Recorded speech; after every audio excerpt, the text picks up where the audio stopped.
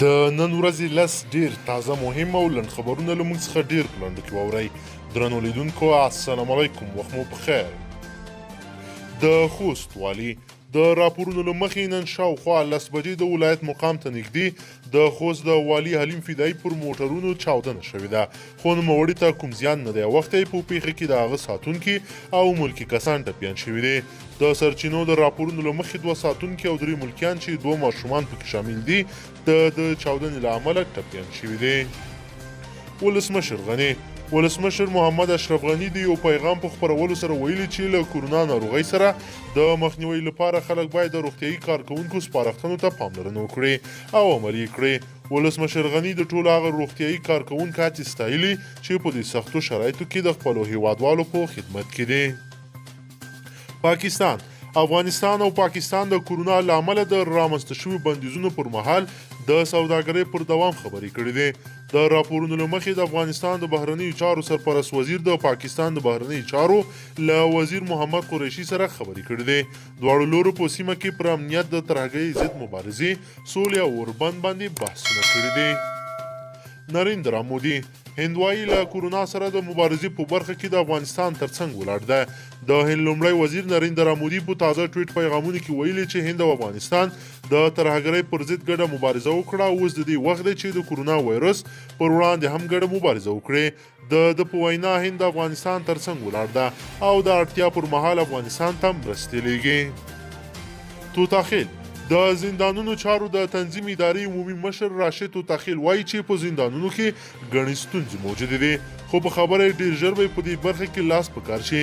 نوموړی چې نن یې له رسنیو سره د دې ادارې د پلټنو پایلې شریکولې، د زندانونو ښځینه پرسنل یې هم یاد کړ چې له جنسي ځورونو سره مخ ده. کورونا په هیواد کې د کورونا د مثبتو پیښو شمیر 1096 ته ورسید.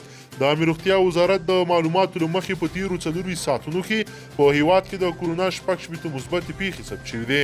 د دغه وزارت د ویان وحید الله معیار په خبره په دې سره د مثبتو پیښو شمیر 1096 ته رسیدلی ده.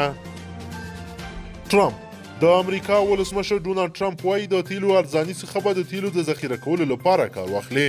په امریکا کې د تیلو هغه قراردادونو بیې چې په می میاشت کې سپارل کیږي 0 ته راښکته شوي دي. دا په دې معنا ده چې تولید کوونکو د تیلو په سپارلو کې له اخیستونکو نه یوازې پیسې نه غواړي، بلکې مشتریانو ته د تیلو د تسلیمۍ په بدل کې پیسې هم ورکوي.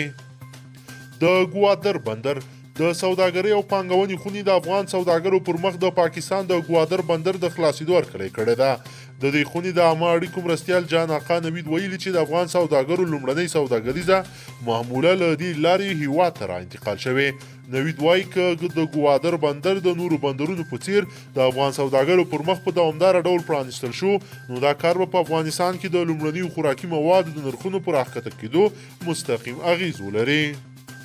د قانونو استخراج د قانون او پټرولیم وزارت او نیچرل سټون شرکت ترمنځ د کونړ ننګرهار د مرمرو او پروان ترواتین 2 جلا تړونونه لاسلیک شوي دي. ولسمشر غني تړونونو د لاسلیک دغه مراسم د ویډیو کانفرنس له لارې څارل. د قانون او پټرولیم وزارت سرپرست عنایت الله مومند ویل د مرمرو پروژه به په ننګرهار او کونړ کې موقعیت لري چې اکتشافي ساحه 22 کیلومتره مربع پراخوالی لري.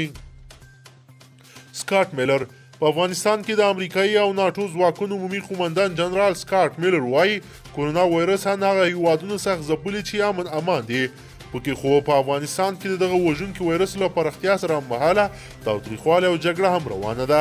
د ده په وینا د جګړې او تاوتریخوالي له دوام سره هممهاله د کورونا پر وړاندې مبارزه ناممکنه ده، نو ښایي خطرناکې پایلې ولري.